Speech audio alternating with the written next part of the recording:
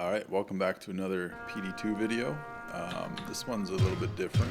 It's not going to be like, a guide or anything like that specific for a build for playing. But what I've done today is I've done a whole bunch of math. And essentially I wanted to find out the relative differences between all of the two-handed weapons in the game, specifically for Charge Paladin. So with the new changes to Holy Sword, being no frames per block anymore, this is a very strong spell. And because it blocks both spells and attacks, it's actually better than Holy Shield, I think, now. And you can only use it with a two-handed sword. So there's not that many two-handed swords in the game, but there's a lot of variations of them. So I'll get into that more. But basically, if you want to play Physical Charge Paladin for Season 9, two-hander is the way to go, based on what I've been testing.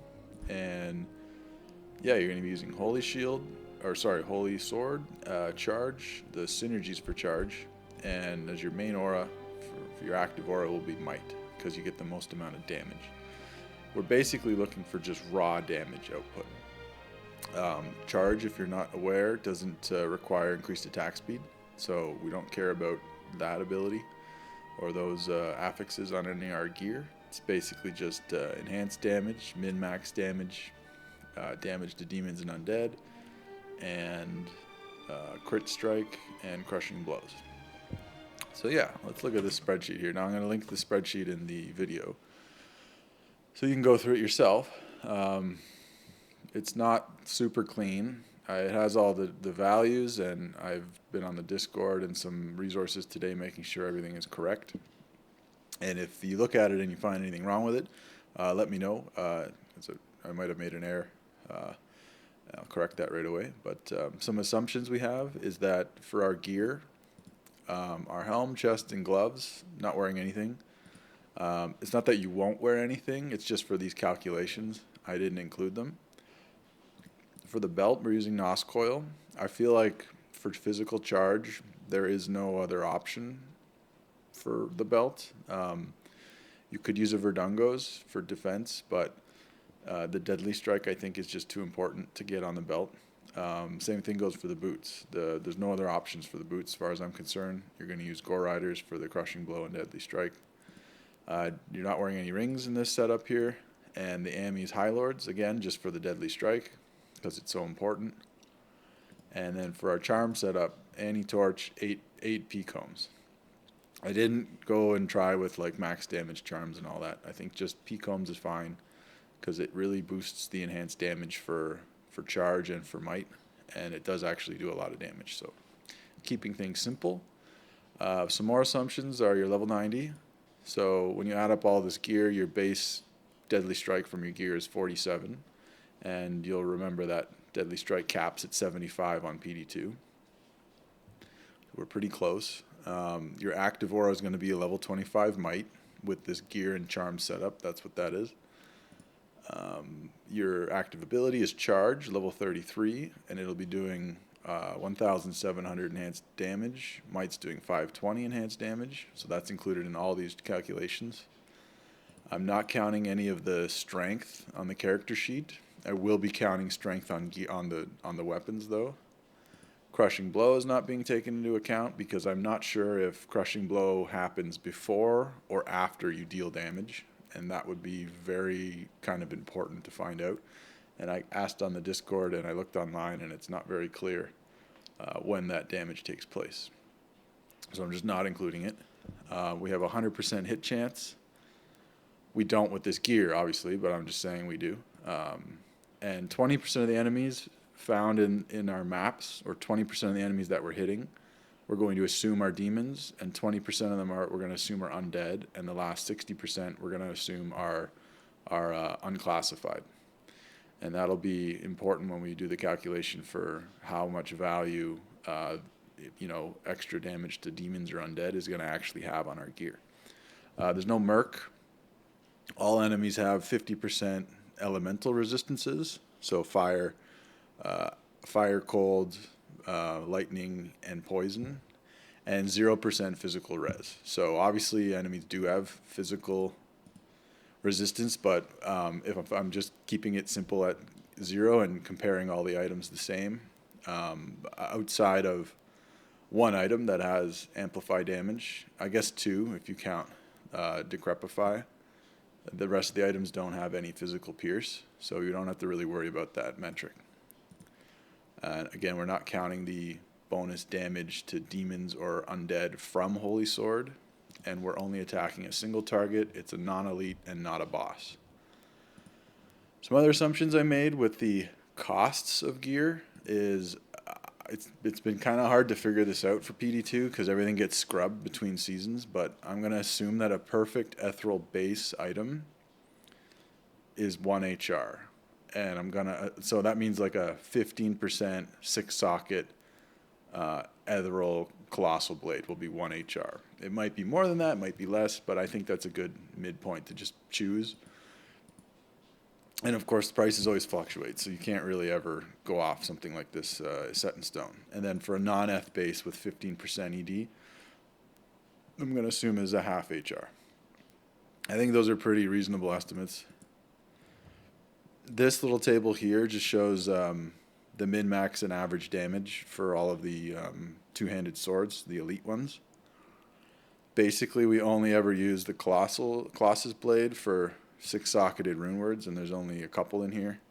The rest are colossal swords. It has the highest average damage, as you can see, at 113 for 5 sockets. And for anything like something that requires 3 sockets, we're just going to use a Colossus sword. We're not going to use a legend sword, obviously, because it's less damage. This stuff over to the right here, ignore that. This is, well, it's kind of useful. This is assuming, this will show you the enhanced damage you can get from each merc with the available auras, with the sum here at the bottom being the total. So the highest ED you can get is an Act 5 wearing Beast, and you're running your own concentration aura, and the merc is also providing the might natively and fanaticism from the beast. That'll give you the highest ED total.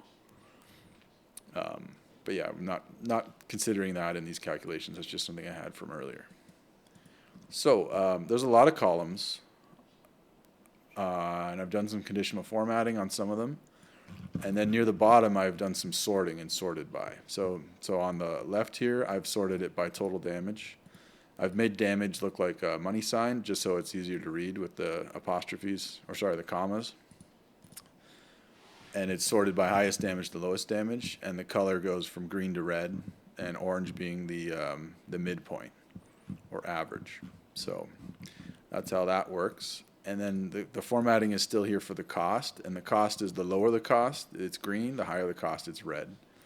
And then this is the same items, but instead of being sorted by damage, it's being sorted by the cost, the lowest cost to actually make the item. And this includes, if it's slammed with max sockets, it has, if it's a rune word, it has the 15% ED, perfect base, and it has all of the sockets full with the best gems or jewels that I have in the chart. So let's just look at the first one here. So death, right? So I'll walk you through the calculation.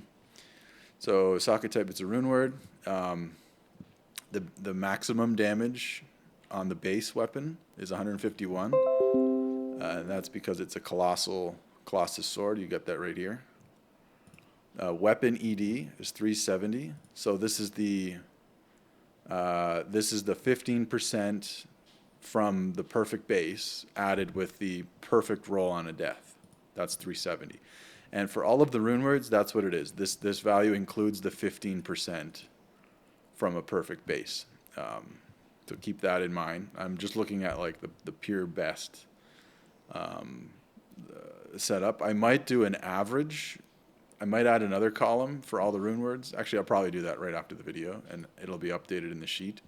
And what I'll do is I'll average I'll take the average of whatever the ED roll can be, and I'll use that as comparison too. Because you're not always going to be able to find a perfectly rolled rune word. It's just not easy, right? Same with the items. I could do that for all the items, make another column, but anyway, that's the ED on the item. So this is the sum of the max damage. So max damage from all sources. And basically, if you had max damage on on say a jewel in your helm, this would go here, but we're not wearing a helm. So you could add that in there. But if the weapon says adds 9 to max damage, it would be in this slot here, which is like Eternity has 71 max damage. Okay?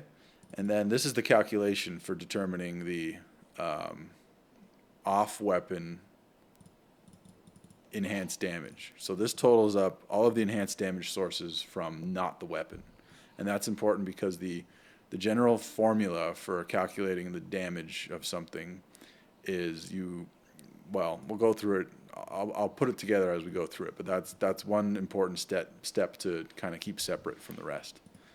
And then we have the min damage on the weapon, and then the min damage sources from before. This here is the ethereal bonus. So if an item is ethereal in PD2, it has 25% bonus to the base damage. So this gets calculated very first. This is the first step. So then the columns that have the blue kind of title are ones where you click and drag down and it just copies the formula.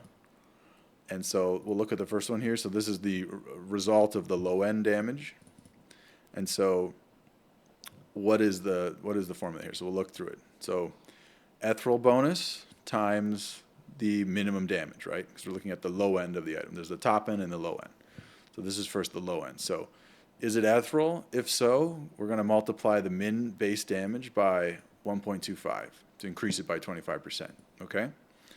Next, we're going to multiply that by the total weapon ED, so the ED on the weapon. That gets divided by 100 to give us something we work with, and we'll add 1 to that, right? So let's say you had 50 ED, right? And your weapon did 100 damage. So you're doing 1.5 damage, essentially. So that's where the 1 is. The 1's always there. And then whatever the decimal form of the weapon ED gets added to it. So for 370, this would be 370 divided by 100. So 3.7. So it's actually doing 4.7 is what would end up in this parentheses here. And then we're adding H29, which is the sum of all the minimum damage. So that gets added to both of these things after they've multiplied to each other. Then we end up with a big number, basically. So the base damage times the enhanced damage plus the min damage bonus. Then all of that gets multiplied by the off weapon ED. Okay, and this is where jewels in your helm that give you 40% ED, or steel rend gauntlets that give you enhanced damage on your gloves. This is where skill enhanced damage comes into play, and also any auras that give you enhanced damage. And this is where undead and demon enhanced damage would come into play if you were facing an undead or demon. Okay, so that's the low end. So this is including. So let's look at the result of the off-weapon ED calculation here. So first thing we're looking at is strength. So each point of strength gives 1.1 points, or 1.1 ED, and it rounds it down. So that's what this first part is. And then we're simply just adding these up. So anything from skills, anything from off gear, anything from auras. And then for the undead and the demon, since I said that 20% of the enemies are going to be undead and demon, we're only going to calculate, because this is just an average, right? This isn't actually what you're going to be doing if you hit a demon. Obviously, you'll be doing 100% of your enhanced damage to demons, but this is just an average. If I'm hitting stuff and 20% of them are demons, this is like what that portion of the damage would represent. So I'm turning it into like a factor. So 0.2 for demons, 0.2 for undead, and so that's what our off weapon ED amounts to. And yeah, we end up with the low end, so 10K.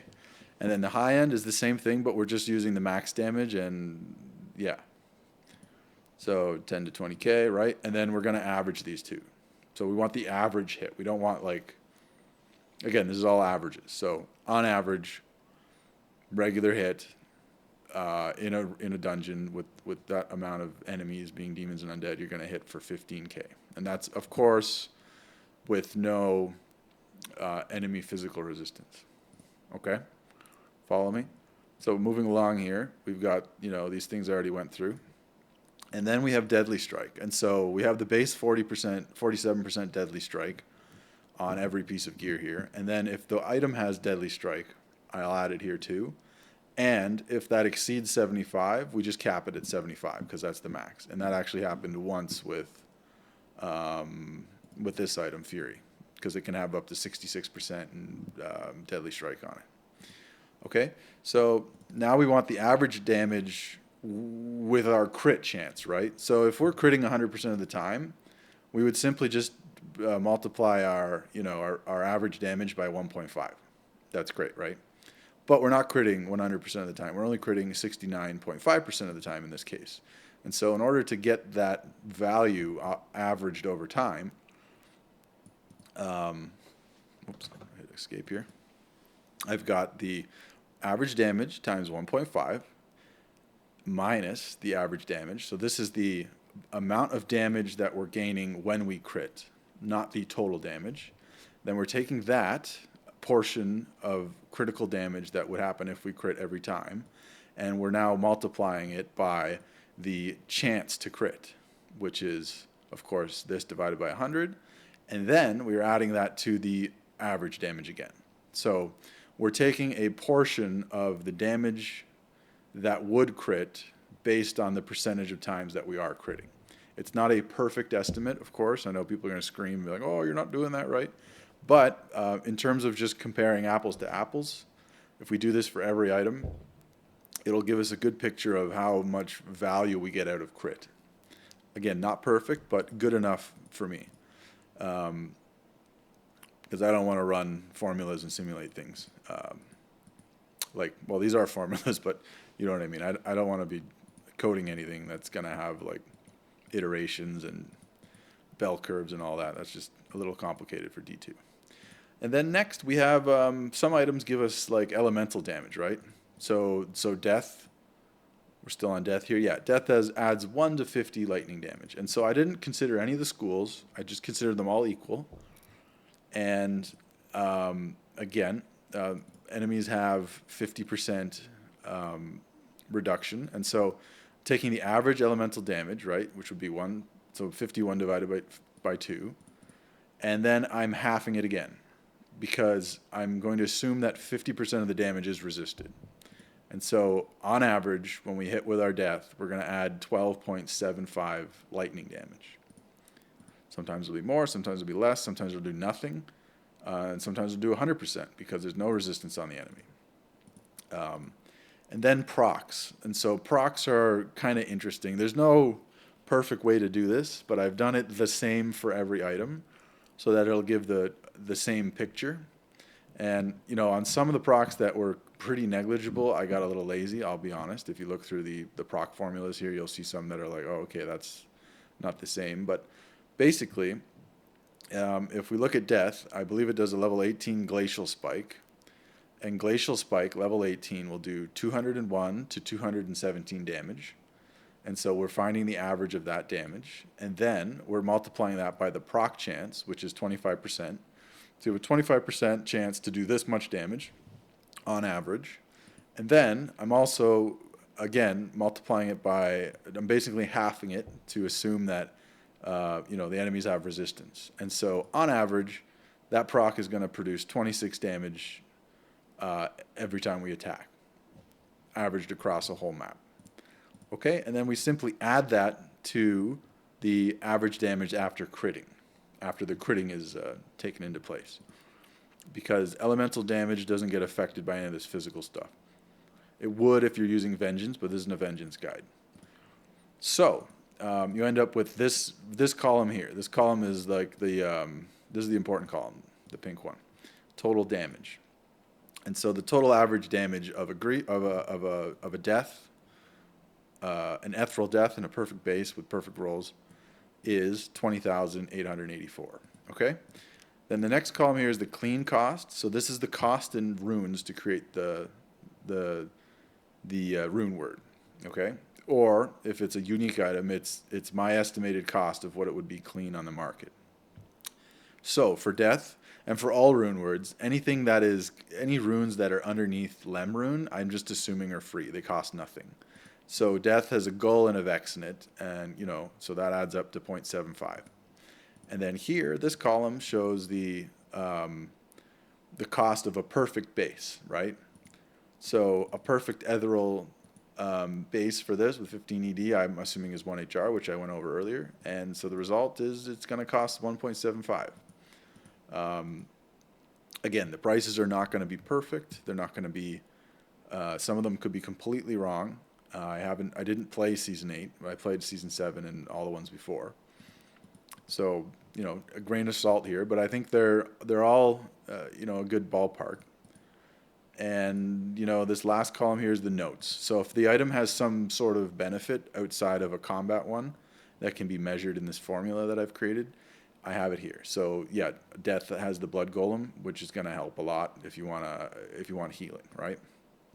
And some items don't really have anything that fits in here, and I didn't include it.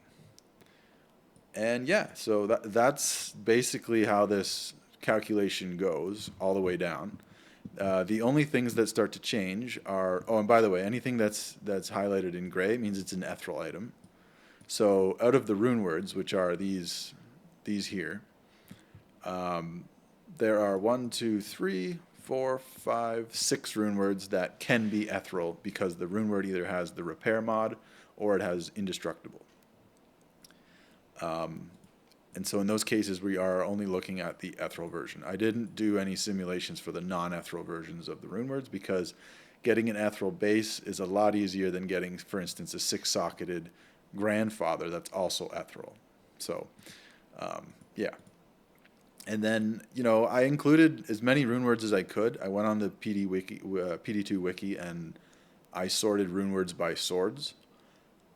And basically, other than Spirit and Venom and a few others that had 0 ED and they're really caster items, I didn't include those. But I included everything except for, Malice, Steel, and I can't remember the other one. But there's like 3 rune words you can make like by level 15, and they're they're not good. So obviously they're not gonna be on here. But I did include Rift and Voice of Reason, just for completion's sake. You'll see they're the lowest damage out of the rune words here at only 4,000. And that's because both these items have, they're more like geared for casters. So like Voice of Reason, I think, is, it's an enemy cold resist item for like cold sorks or other people who want the cold pierce. It's not really a combat item, but it's super cheap to make, right? It's basically free. It's like, kept it in there just so you could see like, okay, I could spend this amount of runes and I could have this amount of damage. Okay, cool. How does that compare to this, for instance, right? So like this item here, which is the honor rune word, right? Honor is doing double the damage of Voice of Reason. So you would never really build a Voice of Reason, even if you were leveling. You could, but I mean, honor is going to be more damage and better for this build. So that's kind of how that goes. And when you're looking through the list here, what you want to look for is you want to see like a green damage number or orange next to a orange or green cost number, right? So if we look at the relative, and I'll probably add another column where I divide the two, and it'll give you like a quotient to tell you like, at a glance you could see like the damage per cost or the HR per DPS breakdown. I'll probably add that. That'll be useful. But yeah, you can see that already. Like, I mean, no one's surprised. Death is a very cheap rune word, and it's very good damage.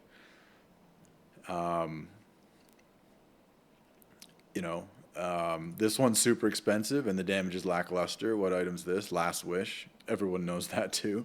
Last Wish is really just for life tap and fade, and that's it. The damage is kind of bad. And I even in the calculation for Last Wish, I assume that all of the bolts from the charge bolt will shotgun on one target, which is not going to happen every time. But I just assume that just because it's like, it's a nice item. Even with that, it only adds 400 damage per hit. So it's really not much. And what was really eye-opening about this for me is that all these procs that you think are like, oh, really cool or doing something, they're really not doing much. They do more than they let on in the sheet, because if you're attacking very quickly and you're proccing things like, for instance, Nova, right? That's going to hit everything. And you're going to be, hitting a Nova pretty often. And, that is going to help a little bit. Quality of life, right? Like things that are outside your melee range on your splash. Like the Nova is going to maybe put them in hit recovery once or twice. Or, maybe just kill something that got down to like 1% health and it saves you an auto attack. It's really min-maxy what I'm talking about here. But the proc, what I'm trying to say is the procs on paper don't look very important. And they really aren't. However, they are still nice to have because, cold procs will slow enemies. Poison procs will prevent enemies from healing, I believe. Lightning doesn't do anything. Fire doesn't really do anything. And yeah, so there is some utility in that, and that's always good. So don't sneeze at it. Like BOTD, for instance, the second one in the list here. So BOTD ends up being just shy of a death. And, the Poison Nova is good damage. If you look at it here, right, it's like, 1,000 damage. But it's only happening once every third hit. And it's poison damage over 2 seconds, right? So it's going to take a little longer to do that damage. And enemies are going to have poison resist. So in the end, it's not doing much damage per hit per target. But if you're hitting, a whole room full of cows, then yeah, that's going to add up over time. Especially if you're running with other players and mobs have a lot more health. These little things that add more damage outside of your regular abilities are just free damage. So, yeah, keep that in mind. So, I'm not going to go through every item in the list here. I will, however, go down here because I haven't actually looked at this myself since I've sorted it. And we'll take a look at what items are, performing a lot better than others for the cost. So number one, to no one's surprise, is the Grandfather. So this is a Ethereal Grandfather rolled with perfect stats and 6 sockets, and it's socketed with 6 Ohm runes. Okay, and so that's going to cost you. It might be more than 10 high runes, but the Ohm runes at least are going to cost you. Well, let me just find it here in the list. It's right here. We'll go over. Okay, yeah, so, 6 times 0.75 is the Ohm runes, and then I said that the base would be just, I said that an Ethereal Grandfather with 6 OS slam would be 6 HR. And a regular Ethereal Grandfather would be half an HR. I don't know if that's correct. These 4 items, I'm really not sure on what the cost of these would be. Grandfather Odium, Doombringer, Flame Bellows, and Leorix. Like those, they could cost an OOC each clean. They could cost a Mal or a Gull. I'm not sure. I didn't play Season 8. But for these other ones, these are pretty useless items for everyone else. And up until now, pretty useless for everyone. But as you'll see, some of these items come up pretty high on this list. So another disclaimer, something like the Patriarch, right? This is I believe it's only the middle tier item, exceptional. It's not an elite. So this is an upped version. All of the items you see in the list here are upped versions. So they've been up to the max elite status of whatever that item is, and that it will increase the base damage and obviously bring up the damage a lot. And so that costs about a couple Worldstone shards to do per item. And the good thing about all of these items is if you're going to slam them to try to get sockets yourself, you don't have to up them before you slam them. Because even the lowest form, like the normal version of all these items, they can roll the max sockets because they're two-handed swords. It's not like a what's the item? It's a helm, Vamp Gaze. Vamp Gaze you have to up before you slam it, because in its regular state it can only get 2 sockets, but if you up it to a Grim Skull or whatever the elite version is, it can get 3 sockets. So that can become very costly if you're upping them, slamming them, not getting 3 sockets, and then, just charsing them. So keep that in mind for slamming these swords. They don't need to be upped. So have at it, right? So let's go back here. So sorted by damage, right? So Grandfather with 6 ohms is on average 29. And so these numbers are these the numbers you're going to see when you're playing? No, they aren't. But again, like I've explained in the formula, these are the numbers I'm comparing them with. I made everything apples to apples to compare. So yeah, 29 is good. Another thing I forgot to mention is that ohms are not the best socketable piece of gear. The best socketable piece of gear is actually these guys here. They're extremely rare. I've never seen one. But, they do exist. And what happens here, how do you get these? See how it says the range 1 to 14? So rare jewels can have up to 4 mods. So 4 or 3, I'm not sure, but definitely more than 2. And so what has to happen here is it has to roll the same mod, adds damage, twice, and both of them have to be perfect for it to be 10 to 30. And for the enhanced damage portion, I believe the most it can roll in one roll is 30. Maybe that's something from pod, but in any case, they're extremely rare. Most of the jewels you're going to find are going to be these guys, 40 15s. Okay, so 40 15s are probably going to, I didn't really test this, and correct me if I'm wrong, but they're probably going to be around the same damage as an ohm, as far as I can tell. If you copy the spreadsheet, you can plug that in and find out. But I think ohms are just more easier to get. Everyone knows what an ohm room is, and you don't have to worry, like maybe you got one that's 40 13, and you're like, oh, maybe that's not very good. It needs to be perfect. But anyways, these guys here, the rare ones, these are going to do more damage, like significantly more damage than an ohm rune. So keep that in mind. If you can find any of these and you're going to make like a GG, like if you do plan on making a 6-socketed Ethrol Grandfather and you get one with perfect rolls, you do not want to put ohms in there. You want to put those gems in there if you can. That would probably be worth like 100 HRs if you filled the whole thing up. So I just used ohm because it's something that's more accessible and more realistic. So yeah, I mean, 10 HR to get the best item, right? And if we look at this column here, it's sorted by cost, right? So if we drop down to 7 HR, we're at the Sword Guard. Patriarch. Okay, so this is like one that really stood out to me is the Patriarch. It's second place in terms of damage on the list. Now this item is like free. Nobody even puts it on the trade site because it's worthless, right? And the clean cost is because that's the cost of upping it, and for a perfect roll, I'm assuming. But for the most part, you can buy these for a Worldstone shard all day long, no problem. And you might have a problem even finding them because people just aren't selling them. So this item is essentially free. However, also this is an Ethrol one. So any item that doesn't have a mod on it for repairs durability, there's only 2.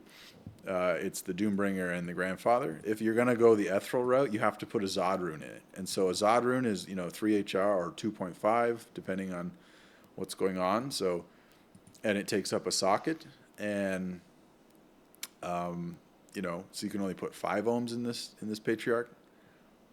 So keep that in mind. But it's still worth it. It's still tons of damage, like a lot more damage than other things. Okay, and then third in the list is a regular Grandfather, a non-Ethrol one with just 6 ohms. No surprise there. About half the price of an Ethrol one, I would think. And then odium. So odium's pretty good. Again, these are ethereal ones. So ethereal ones are going to be hard to find. These aren't going to show up on the trade site for a couple weeks maybe. And also, a lot of people find these ethereal items, they just throw them out. They don't even bother. So it might be hard to track down these swords that nobody uses that are ethereal and slam them. But it is what it is. And then I also have put in the calculations for dole runes. So maybe you don't want to put ohm runes in. And what's the comparison? So if we compare the grandfather with doles compared to the grandfather with ohms, and by the way, let's say you get a grandfather that's ethereal and 6OS, and you want to use it, you could just throw full doles in there, and when the time comes to put the ohms in and you have the ohms, you just do the hell rune and the TP, and you can remove the doles, and off you go, right? So yeah, I mean, a grandfather with 6 dole runes in it is really strong. 5th place. Sword Guard's another one that's pretty good and pretty damn cheap. Doombringer. So Doombringer has the mod on it for repairs durability. So does the grandfather. And the Doombringer has 15 max life, which is nice, and it casts Weaken, which is really nice. Weaken's gonna make enemies easier to hit and easier to get to the attack rating cap, and it's also gonna make them do less damage to you. So that's cool, and it's pretty cheap, I would imagine. But getting one that's ethereal might not be that cheap. So yeah, and of course the Doombringer's only got 4 sockets, so you're going to put 4 ohms in it. Patriarch. So look at this. Look at this. The Patriarch without being ethereal, right? Okay, so these are like dime a dozen. Find them all over the place. Just full of ohms, obviously. Okay, full of ohms is a big ask.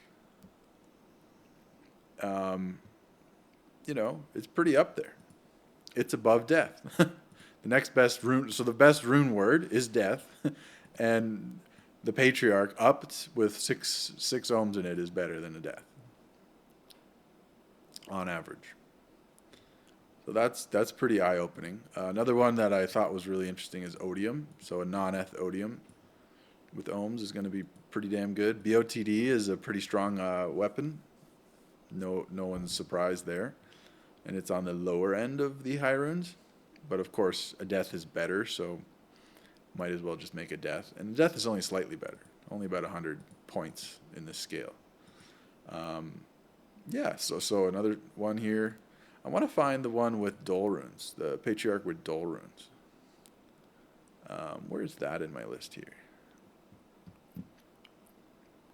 Okay, it's quite down there, okay? But look at the relative difference in damage from the top.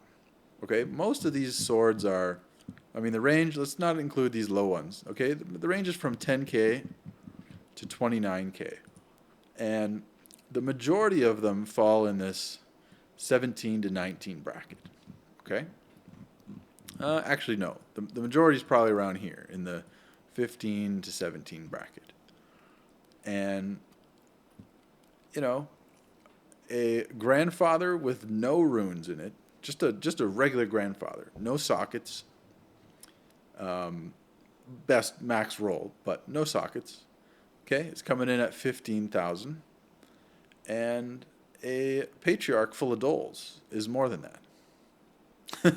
So that's interesting to me because, if you're playing the new season and you're trying to gear up and play as a 2handed paladin here, it's totally possible to get very good items to be able to clear the content. You don't have to run Holy Bolt or a different build to kind of farm. You don't need some starter build. You can just jump right into this. And a lot of these items are just totally free, like a plain odium with nothing in it, or a plain Patriarch that's just been upped. It's still decent, 13,000 damage. There's some really cheap rune words out there. Let's look at the best cheap rune word. So a Lawbringer, obviously, I didn't include Decrepify in the calculation. Now, if I did, it would be higher up on this, because obviously Decrepify is going to do a ton of damage. Oh, another one that I didn't include was where is it? It's got the amp damage proc. Here we go. Okay, so check this out. Vile Husk. Vile Husk might be the best weapon. I'm gonna just say it. It has a level 31. Maybe it's not level 31, but let me check. I've got something up on my other screen here. Vile Husk.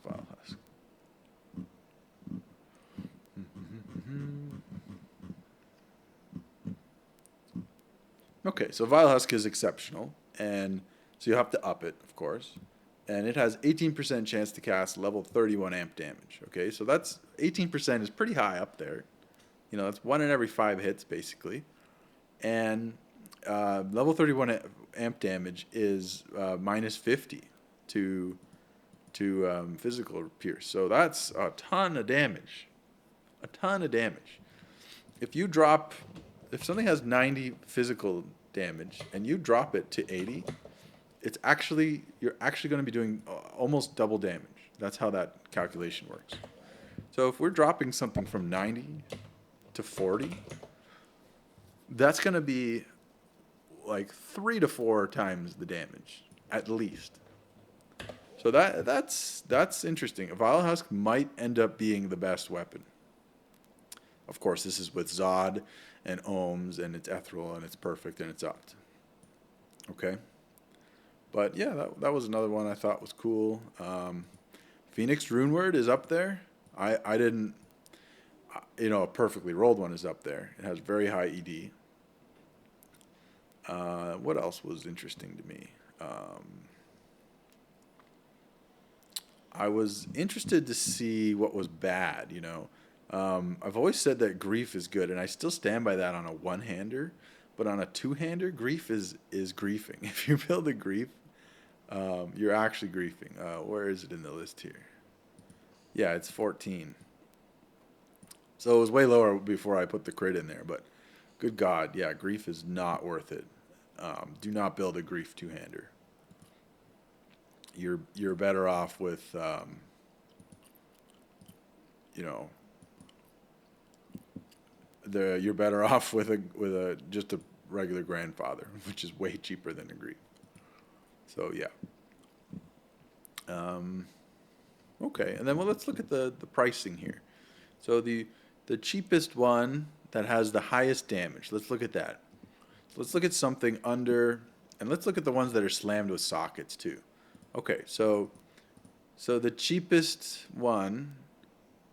Let's see here. So 15, so 16, 1680. So that's, yeah, okay. So a Patriarch slammed with 6 sockets and 6 doles is going to be your cheapest option that does the most amount of damage. And the next kind of step up from that is a Ethereal Grandfather with no slam. And then I would say the next step up from that, in terms of, a reasonable increase in damage, is a death. So yeah, so upped Patriarch,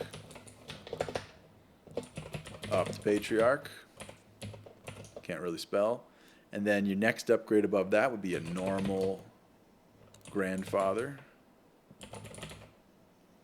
Okay. Did I do that right? Where's the Patriarch here?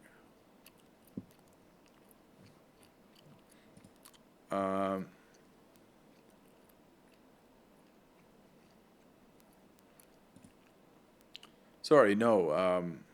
It was a 6OS Patriarch, which is kind of still going to be hard to. So that's still going to be kind of hard to get right at the start. Let's look at something else. So a nothing Grandfather, right? So a normal Grandfather is actually worse than the Patriarch. But yeah, okay, normal Grandfather. And those might be hard to get at the start because people are going to be like, oh, I want like a Gull Rune or something, right? What's something someone will definitely not care about? I think an Eth Doombringer might be easy to get. An Odium, a regular Odium. And even before that, like let's say you're just like totally just starting out. The first rune word that's kind of useful is honor. Okay, so honor. You need to find a 5-socketed two-handed sword. That might be a little difficult, but you know, um, you could find one of those. But you know, even just a patriarch that's upped. But again, when you're just starting out, you're getting a lum and I think a lum and a pull rune might be kind of hard to find.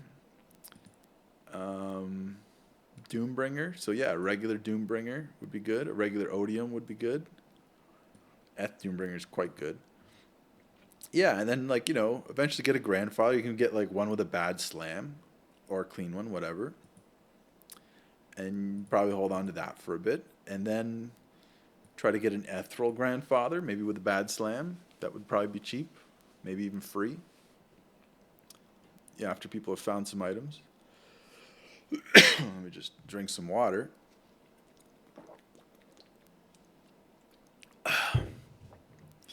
And yeah, moving up the list here, nothing really beats it until you get into here, right? Okay, and this is going to be kind of a little difficult to build early on. Oath. Okay, Oath Rune Words, not bad, but it's not better than Grandfather.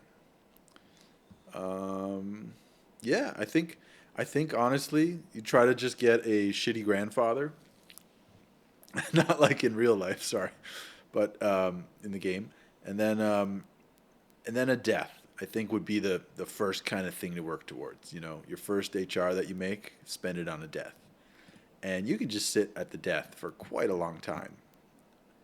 There are not that many options here that are going to be better than a death. A 6OS, yeah, this is, you know, uh, not much of a big increase in damage here. Vile Husk, yeah. Um, I think this is really the next upgrade after death. Okay, the Ethereal Doombringer with the 4 sockets. I think that's probably you can probably try to slam those, and if you're lucky, you'll get one pretty early. Um, and then in terms of like what's next, that's better. A 6OS grandfather is pretty much what's better, and you'll throw the Dole runes in there.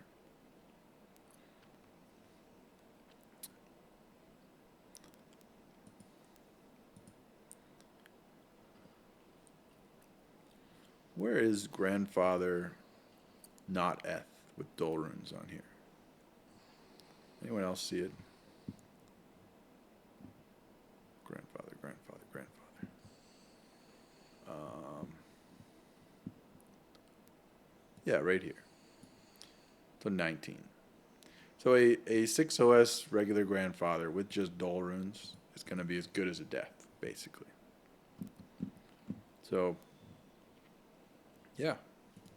And then, let's not look at the best one. Let's look at like what's almost the best one. Um, reasonably priced. Honestly, they're all kind of around the same value. It'll depend on what things are going for. I think the strategy will be buy these items clean, slam them yourself, and any of the elite two-handed swords, if you can get max sockets on one and throw full Dole runes in there, you're going to be laughing. I think that's really the takeaway here. And forget about rune words, other than death, because most of them are just not very good. Yeah, I hope this was informative. I enjoyed doing it, and if someone sees any errors that I've made or something I can improve to make it more accurate, I'd love to see that. The next thing I'm going to do is, I'll probably watch the video because I said I was going to do some stuff. Can't remember, but I want to look at the Merc auras and really calculate exactly what they're going to be with the Merc gear. Because if the Merc's got all skills, that improves the aura damage, and I want to see what that's like. Because it might end up being where, like, yeah, you don't run Might, you run Consecrate. But that's more min-maxy later on.